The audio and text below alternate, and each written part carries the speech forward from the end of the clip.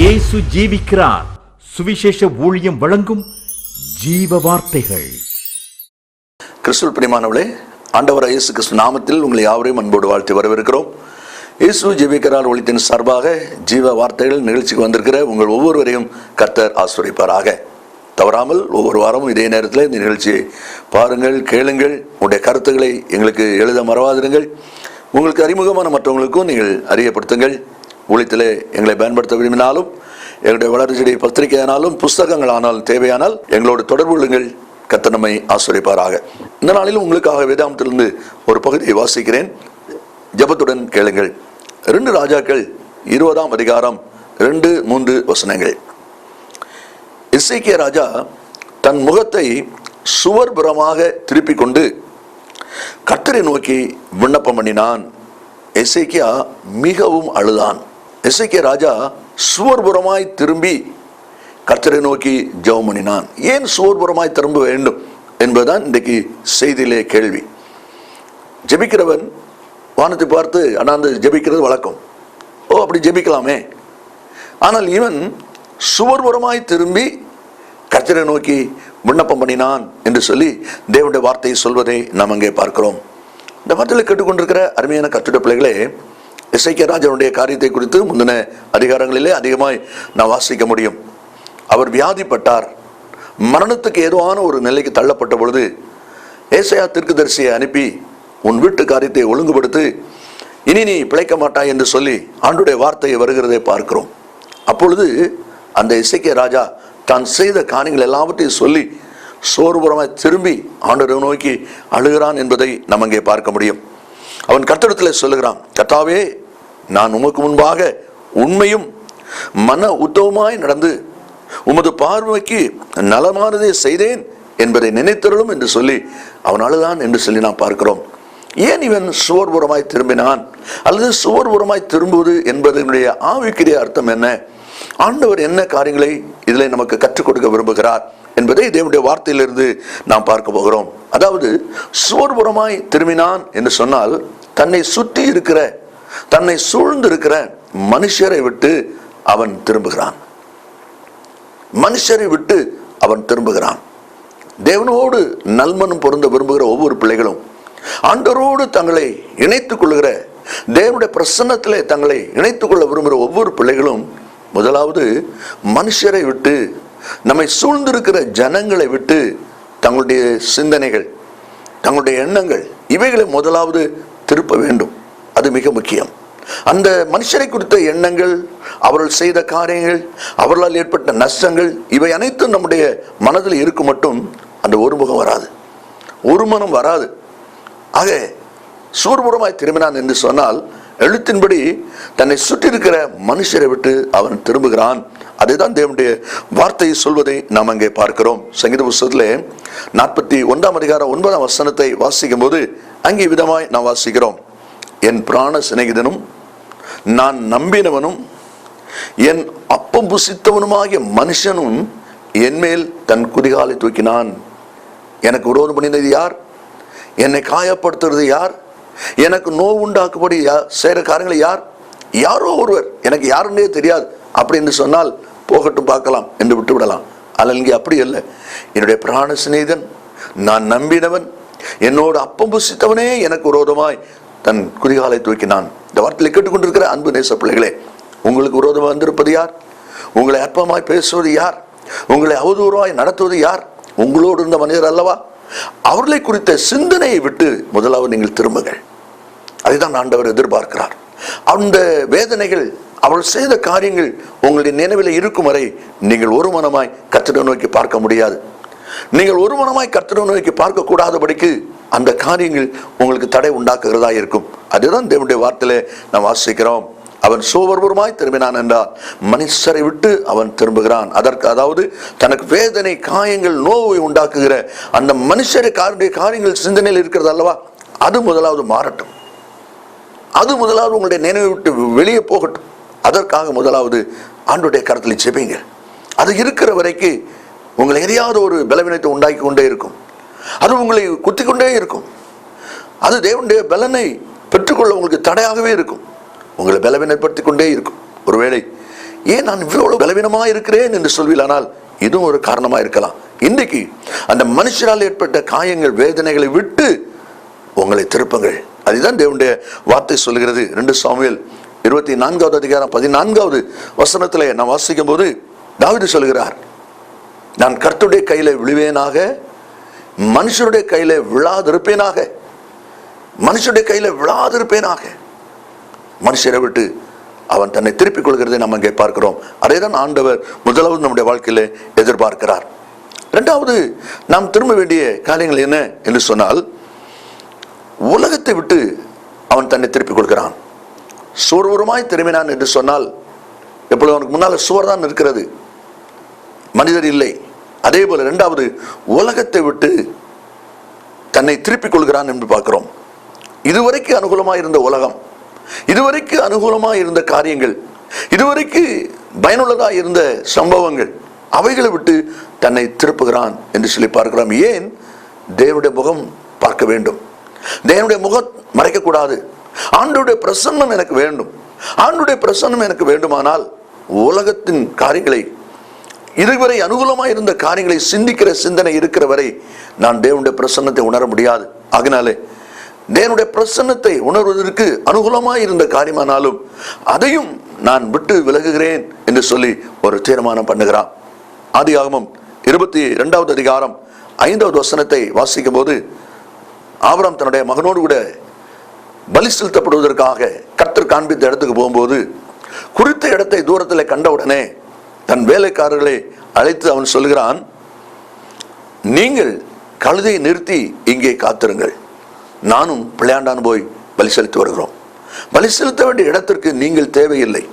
இதுவரைக்கும் எங்களுக்கு அனுகூலமாய் வந்தீர்கள், எங்கள் விறகு கட்டையிலே கழுதைக்கு மேலே வைத்து சுமந்து கொண்டு வந்தீர்கள். உங்களுடைய உதவி, உங்களுடைய காரியம் இதோடு நிற்கட்டும், நீங்கள் இங்கே நின்று கொள்ளுங்கள். பலி செலுத்துவதற்கு, தேவனை ஆராதிப்பதற்கு நானும் பிள்ளையாண்டானும் போவோம். பார்த்தீங்களா? அப்படியே அதில் பிரித்து விடுகிற அனுபவத்தை நாம் அங்கே பார்க்கிறோம். 1 சாமுவேல் 9ஆம் அதிகாரம் 27வது வசனத்தில் நான் வாசிக்கும் போது, சாமுவேல் சவுலை பார்த்து சொல்லுகிறான், வேலைக்காரனை நமக்கு முன்னாலே போ சொல்லு, நீ தரித்து நில், நான் உன்னோடு பேச வேண்டிய தேவனுடைய வார்த்தை இருக்கு. நான் கர்த்தர் உனக்கு கொடுத்த வார்த்தை உனக்கு சொல்ல வேண்டுமானால் வேலைக்காரர்கள் நம்மோடு இருக்கக்கூடாது, அவங்களை முன்னால் போ சொல். இந்த வார்த்தையில் கேட்டுக்கொண்டிருக்கிற அருமையான கர்த்தருடைய பிள்ளைகளே, தேவனுடைய பிரசன்னத்தை உணர்வதற்கு இதுவரை அனுகூலமான காரியமானாலும், அனுகூலமான நபரானாலும், யாரானாலும் அவர்களை நீங்கள் மாற்ற வேண்டும், அவர்களை விட்டு உங்களுடைய சிந்தையை நீங்கள் திருப்ப வேண்டும் என்று சொல்லி ஆண்டவர் எதிர்பார்க்கிறார். அதுதான் அவன் சோர்புறமாக திரும்புடைய இரண்டாவது ஒரு அனுபவமாக இருக்கிறது. இந்த வார்த்தையில் கேட்கிற அருமையான கர்த்தருடைய பிள்ளைகளே, ஆவிக்குரிய வாழ்க்கையிலும் இன்றைக்கு அநேக பிள்ளைகள் ஜெபத்திலே ஒருமனமாக இருக்க முடியாதபடி, ஜெபத்திலே பலனடைய முடியாதபடி, எவ்வளவு நேரம் ஜெபித்தாலும் வல்லமையின் ஆசீர்வாதத்தை பெற்றுக்கொள்ள முடியாதபடி இருப்பதற்கு காரணம் இப்படிப்பட்ட மனுஷரால் ஏற்பட்ட காயங்கள் அவருடைய மனதை விட்டு மாறாததுனாலே, அனுகூலமாக இருந்த காரியம் என்று சொல்லி அவர்களை தன்னை விட்டு விலக்காததுனாலே தேவனுடைய பிரசன்னத்தை அவர்கள் பெற்றுக்கொள்ள முடியாமல் இருக்கிறார்கள். இந்த வார்த்தையில கேட்டுக்கொண்டிருக்கிற அன்பு நேச பிள்ளைகளே, நீங்களும் கூட அழுது கதறி கண்ணீர் விட்டு ஜெபிக்கிறீர்கள், ஆனாலும் பலனடைய முடியவில்லையே. காரணம் என்ன?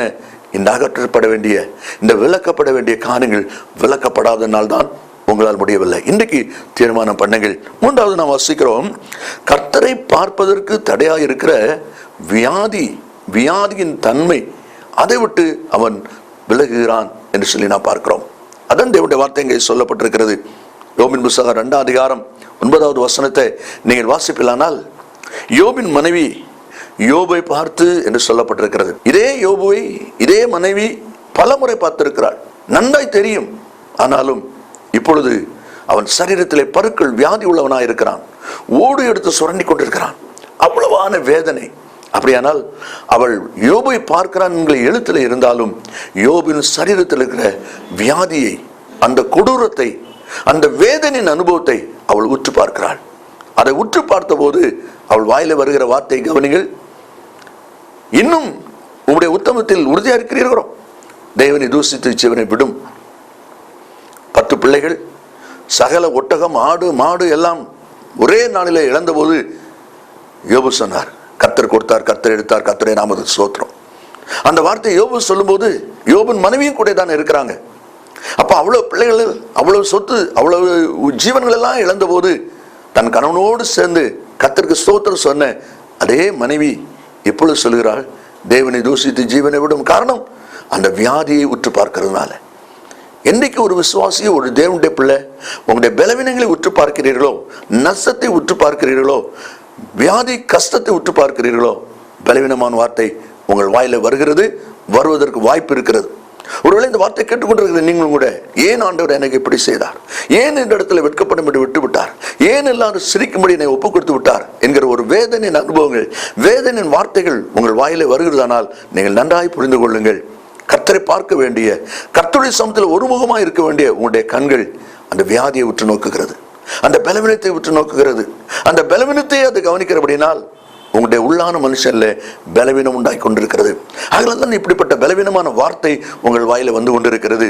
இப்படிப்பட்ட பலவீனமான வார்த்தை வரக்கூடாது என்பதற்காகத்தான் தனக்கு நோவு உண்டாக்குகிற, தனக்கு வேதனை உண்டாக்குகிற அந்த வியாதியின் கூரை விட்டு, வியாதியின் தன்மை விட்டு அவன் திரும்பி சோர்பக்கமாய் திரும்பினான் என்று சொல்லி பார்க்கிறோம். அதேதான் தேவனுடைய வார்த்தை சொல்வதை அங்கே நாம் பார்க்கிறோம். இந்த யோபை நேசித்த அந்த மனைவி எப்பொழுது அவருடைய வியாதியின் தன்மையை உற்று நோக்கினாலோ, தேவனை தூஷித்து ஜீவனை விடும் என்கிற வார்த்தை சொல்லக்கூடிய ஒரு வேதனையின் அனுபவத்தை அவள் வருகிறதை நாம் அங்கே பார்க்கிறோம். ஆதியாகமம் 39:9 யோசேப்பு சொல்லுகிறார், தேவனுக்கு விரோதமாய் நான் பாவம் செய்வது எப்படி, இவ்வளவு பெரிய பொல்லாங்குக்கு உட்பட்டு தேவனுக்கு விரோதமாய் நான் பாவம் செய்வது எப்படி என்று சொல்கிறான்.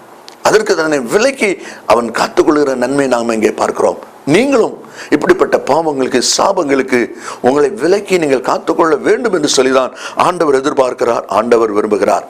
நியாயாதிபதி 11:35 எப்தா என்கிற மனுஷனை குறித்து நம்ம வாசிக்கும் போது, அவனும் ஜெயம் கிடைத்து வரும்பொழுது எதிரே வந்த மகளை பலி செலுத்த வேண்டிய நிர்பந்தமான நிலைமை ஏற்பட்டு வருது. வயசுகளை கிழித்து கொண்டு கதறுகிறான். ஆனாலும் சொல்லுகிறான், என் வாயத்திற்கு சொல்லிவிட்டேன், அதை நான் மாற்றக்கூடாது, அதேபடியே செய்து முடிக்கிறான் என்று சொல்லி பார்க்கிறோம். இந்த வார்த்தையை கேட்டுக்கொண்டிருக்கிற அன்பு நேச பிள்ளைகளே, சூழ்நிலை காரியங்களை விட்டு, வியாதியை பார்க்கிற தன்மை விட்டு உங்கள் முகத்தை திருப்புங்கள். அதே தான் எசேக்கியா செய்தான். கடைசியாக மனுஷரை விட்டு, உலகத்தை விட்டு, இந்த வியாதியின் தன்மையை கவனிக்கிற அனுபவத்தை விட திருப்பினான். முடிவு என்ன? கர்த்தருக்கு நேராக திருப்பினான். இந்த 3 காரியங்களில் அவனுக்குள்ளே ஜெயம் வரும்போது தேவனை பார்ப்பதற்கு அவனுக்கு தடை இல்லை.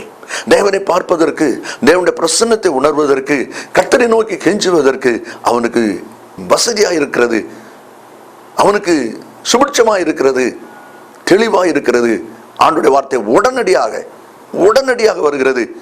வெளியே புறப்பட்டு போய் கொண்டிருக்கிற ஏசாயாவை, தீர்க்கதரிசியை, நீ திரும்பி போ, அவனிடத்துல போய் சொல்லு, உன்னுடைய ஆயுசு நாட்டில் நான் கூட்டி கொடுக்கிறேன், உன் விண்ணப்பத்தை கேட்டேன், உன் கண்ணீரை கண்டேன் என்று சொல்லி 15 ஆண்டுகள் கூட்டி கொடுக்கப்பட்டது. எப்படி? இந்த 3 காரியத்திலே ஜெயம் எடுத்தபடினால். இந்த வார்த்தையில கேட்டுக்கொண்டிருக்கிற அன்பு நேச பிள்ளைகளே, ஆண்டவர் ஜெபத்தை கேட்கிறவர். நம்முடைய ஜெபத்தின் மூலமாய் ஜெயமான காரியங்களை நீங்களும் நான் பெற்றுக்கொள்ள முடியும். நான் ஜெபிக்கிறேனே, ஆனால் பெற்றுக்கொள்ள முடியவில்லையே, என் ஜெபம் கேட்கப்படவில்லையா என்கிற அங்கலாப்பருடைய இருக்கிற உங்களுக்கு தான் கர்த்தர் பேசிக் கொண்டிருக்கிறார். நீங்கள் ஜெபிப்பது உண்மை, ஆனால் உங்களை காயப்படுத்தின மனுஷரை குறித்த சிந்தை விலகிவிட்டுயா? உங்களுக்கு நன்மையாக அனுகூலமாக இருந்த காரியமானாலும் வேலைக்காரர் ஒதுக்கிவிட்டது போல ஒதுக்க வேண்டிய காரியங்களை நீங்க ஒதுக்கி இருக்கிறீங்களா? வியாதியின் தன்மை உற்று பார்க்கிற சுபாவத்தை விட்டு விலகி இருக்கிறீங்களா? இந்த 3 காரியம் உங்களுடைய வாழ்க்கையில ஜெயமாய் நடந்திருக்குமானால் தேவனை பார்ப்பதற்கு தடை இல்லை, தேவனுடைய பிரசன்னம் இறங்குவதற்கு தடை இல்லை, நிச்சயமாய் பதில் கிடைக்கும். எசேக்கியா ராஜா இந்த 3 காரியங்களிலும் தன்னை சீர்படுத்தும்படியாக சுவரோரமாய் திரும்பினான், கர்த்தரை நோக்கி ஜெபித்தான். உடனடியாக பதில் வந்தது. ஏசாயா தீர்க்கதரிசி வெளியே போனவனே உடனே வர சொல்லி திரும்ப சொல்லிட்டாரு, 15 ஆண்டுகள் உனக்கு கூட்டி கொடுக்கிறேன், உங்கள் வாழ்க்கை ஆசீர்வாதமாக இருக்க, உங்கள் தொழில் ஜெயமாக இருக்க, உங்களுடைய ஊழியத்தின் காரியங்களை தடைகள் நீங்கி திறந்த வாசலை கர்த்தர் கொடுக்க அவர் ஆயத்தமாக இருக்கிறார். அதை நீங்கள் பெற்றுக்கொள்வதற்கு முதல் சொல்லப்பட்ட 3 சரி பண்ணுங்க. தேவனை நோக்கி பாருங்க, பரலோகம் இறங்கும், ஆண்டுடைய வார்த்தை கேட்கும், தடைகள் நீங்கும், நீங்கள் ஜெயம் பெறுவீர்கள். ஜெயம் கொடுக்க அவர் ஆயத்தம். மனுஷரை விட்டு, உலகத்தை விட்டு, வியாதி பார்க்க தன்மை விட்டு நீங்கள் ஆயத்தமா? இயேசு சீக்கிரம் வரப்போகிறார். நாம் ஜெபிப்போம். நல்ல பிதாவே, உம்மை நன்றியோடு ஸ்தோத்திரிக்கிறோம். உம்முடைய வார்த்தை ஆமென்றும் ஆமென்றும் இருப்பதற்காக ஸ்தோத்திரம். கர்த்தர் தம்முடைய வார்த்தையினால் எங்களை ஆசீர்வதிக்கிற தேவன். யார் இந்த நாளிலே இந்த வார்த்தையை கேட்டு தங்களை உணர்ந்து அர்ப்பணித்து மனுஷரை விட்டு, உலகத்தை விட்டு, நஷ்டமான சூழ்நிலை, வியாதியின் தன்மைகள் விட்டு விலகி, தங்களை விலக்கி உம்மை நோக்கி பார்க்கிறார்களோ அவர் எல்லாரும் ஜெயமடைவதற்காக ஸ்தோத்திரம். நன்மையும் கிருபையும் தொடரட்டும். இரட்சகர் இயேசுவின் நாமத்தில் பிதாவே, ஆமென், ஆமென். கர்த்தர் உங்களை ஆசீர்வதிப்பாராக. ஆமென். மேலும் விவரங்களுக்கும் உங்கள் ஜெப தேவைகளுக்கும் நீங்கள் எங்களோடு தொடர்பு கொள்ள வேண்டிய முகவரி ஜீசஸ் லிவ்ஸ் காஸ்பல் மினிஸ்ட்ரீஸ், சகோதரர் John M Jeyaraj, 123A Dohnavur road, Mavadi, Nellai மாவட்டம், தென்னிந்தியா 627107. Cellphone 9441132292. Email yesujivikarar@gmail.com. Website www.jesuslivesministries.org.